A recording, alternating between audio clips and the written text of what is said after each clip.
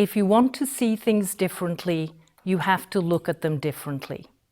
Since we convened last year in August, the world is experiencing a crisis in the form of a health pandemic, during which we are witnessing the spotlight on racial inequality, the escalation of racial tensions and protests. We are experiencing a tremendous shock as individuals, scholars, educators, and as an overall community. Through this adversity, we as individuals, scholars, educators, and as a community will grow, become more resilient, and succeed because of it, not in spite of it. Sometimes the bad things that happen put us directly on the path to the best things that will ever happen to us. We have had an unforgettable year since August, and we're still living through it. We had moments of false hopes early in the pandemic that the spread of the coronavirus was under control, to be followed by global spread and spikes in infections. COVID-19 has become integral to our lives with its curtailment on our physical person-to-person interaction. Its presence will shape our future, but we as a community will adapt and thrive as a consequence. We have heard about the horrifying deaths from the coronavirus, alone and in isolation. We have also heard about the heroic efforts of frontline medical staff to ensure that no one died on their own. We have heard about the sacrifices that these employees have made in putting the lives of others before their own, and in some instances, paid the ultimate sacrifice with their own life. We have heard from our colleagues and friends who have caught the virus and survived. In varying ways, our physical and psychological health has been challenged as we live our pandemic lives. We have been awakened to a more acute sense of our own vulnerability, interconnectedness, and responsibility for the well-being of others. Let's take a moment to be grateful to all those frontline employees who put their lives on the line to help others. We have seen communities at their best helping each other. We have witnessed creativity and ingenuity in how communities have thanked frontline workers and ensured that neighbors were cared for. We saw a greater connectedness, kindness, and tolerance as the world confronted a global pandemic. We not only witnessed these, but we were part of these communities as individuals, scholars, and educators. We became closer as we maintained physical distance. May 25th, 2020, George Floyd was killed, and the portrayal of his last few minutes, repeatedly saying, "I can't breathe," went viral. The world watched and reacted. There were others before him. Some of us are privileged, others are not.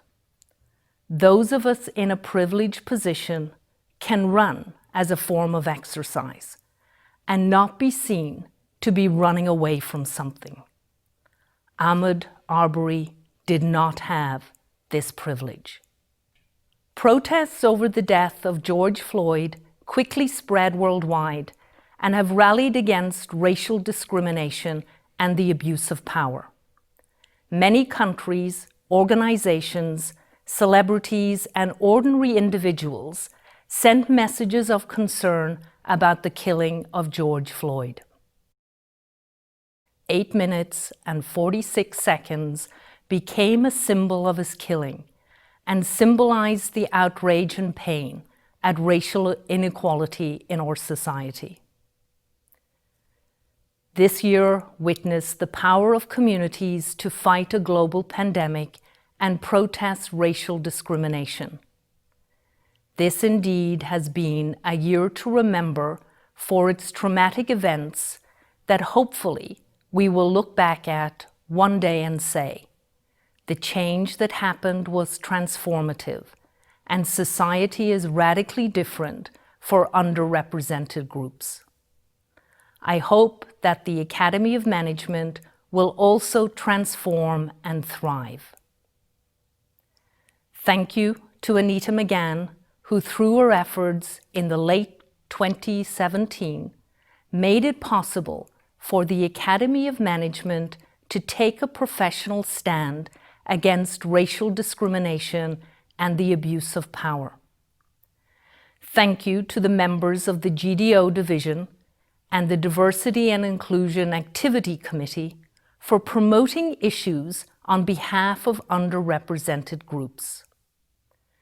As a member-driven organization, meaningful change is driven from the grassroots. Keep your voices raised, as we will all benefit. There is much more to be done. The coronavirus pandemic erupted and organizations approached a crossroads.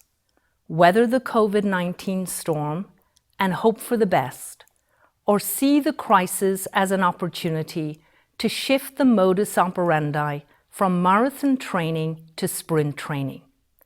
A transformation that allows for speed and agility. Sprinters focus on fast-twitch muscle fibers for speed, while marathoners focus on developing muscular endurance.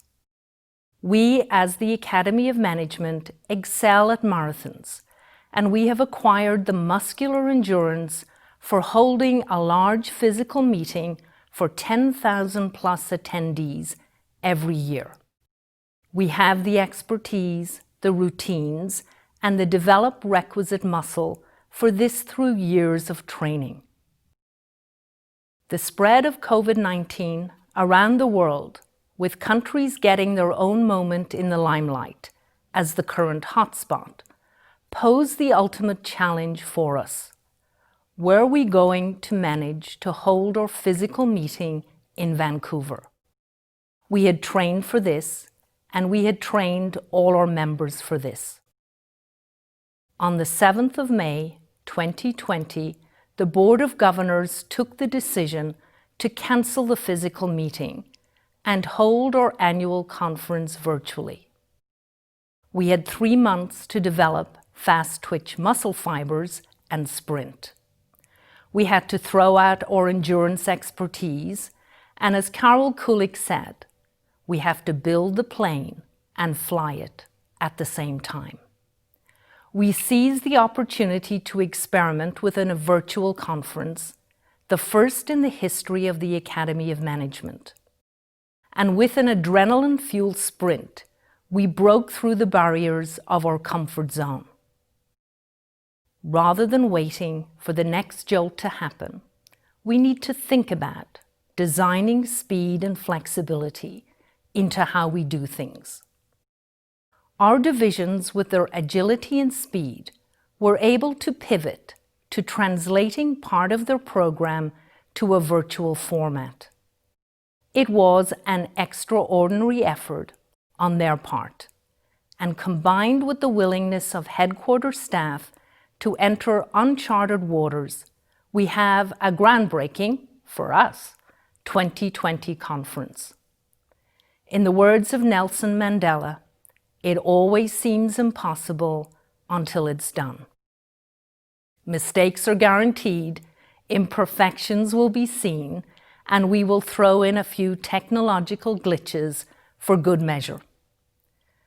We will learn from these as we move forward to examining the role of virtuality in how we fulfill our mission. We must use time wisely and forever realize that the time is always ripe to do right. Nelson Mandela. It is time for management scholarship to shine. The world needs our help.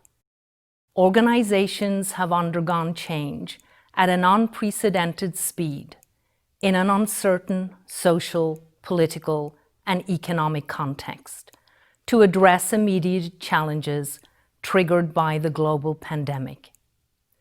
With survival at stake as the imminent concern, organizations have the opportunity to build the competences they wish they had invested in pre-COVID-19. Agility 2.0, enhanced digital capabilities, resilient cost structure, passion and energy for change as the basis for leadership, human-centered employee practices, streamlined decisions and processes, empowerment of frontline leaders, trust and flexibility in all its forms. Those fast-twitch muscle fibers for speed and change of direction. The world of organizations and the world of work has changed. As a professional association of management and organization scholars, we have the opportunity to demonstrate our scholarship, to shape the debate, and contribute to improving society at an historic moment globally. We have the knowledge to help facilitate public-private partnerships in the race to combat the coronavirus.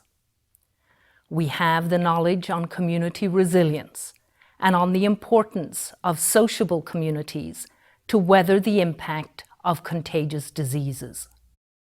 We have the knowledge on the consequences of job loss on individuals, organizations, and communities. We have the knowledge on the importance of social connections to the health and well-being of individuals. We have the knowledge on the abuse of power. We have knowledge on racial discrimination. We have knowledge on social inequality and its damaging effects. Let's collectively use our knowledge to shape the future of our society for the better.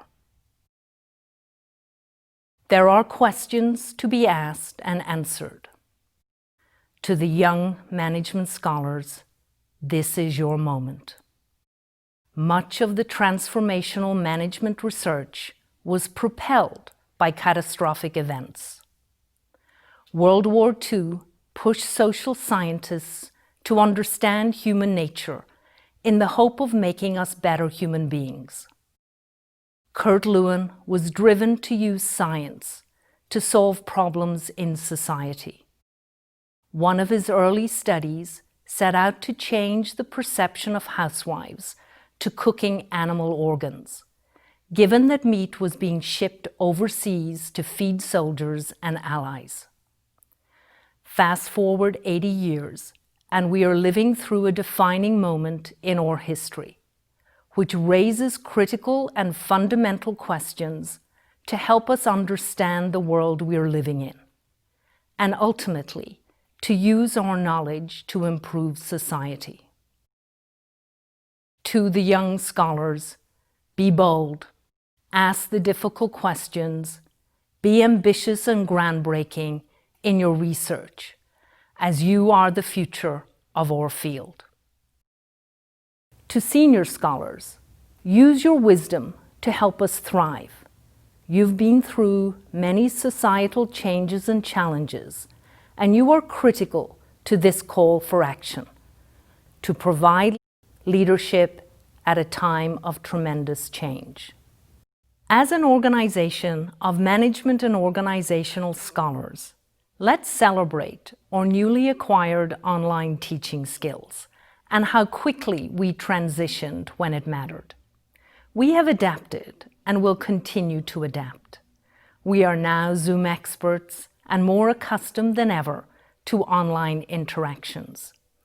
As we engage with our first ever virtual conference, this is an opportunity to equalize our community by creating a level playing field for the exchange of ideas and have a more inclusive reach. We are not together physically, but we are together in our community to provide value as the world seeks to heal. As a community of scholars, we need to recognize that each of us may have had a different experience of our pandemic life. As with communities at large that have demonstrated kindness, tolerance, helpfulness, and gratitude during COVID-19, let's build our virtual conference around these same acts of respect, support, and appreciation. COVID-19 is in flight. Its destination and ETA is unknown. We are stronger together. It is time for management research and teaching to shine, as we have never been as relevant as we are now. Our members will always make the Academy a great organization for professional development. And our members translate our vision to inspire and enable a better world through scholarship and teaching about management and organizations into action. Let's ensure that we use our knowledge and direct our efforts to creating a better society. In the words of the late Catherine Phillips, Columbia Business School, what small change can we make as individuals to capture the benefits of diversity? Fight the impulse to seek out commonalities with those we encounter, and instead embrace differences by talking about contrasting experiences. Let's engage with her advice and give voice to the experiences and perspectives of underrepresented members of the Academy of Management.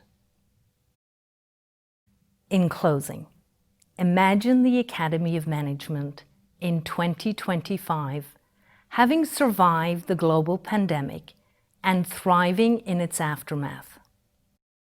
What would it look like? What would it be doing? How would we get there? If you want to see things differently, you have to look at them differently. Never doubt that a small group of thoughtful, committed citizens can change the world. Indeed, it is the only thing that ever has. Margaret Mead. Thank you.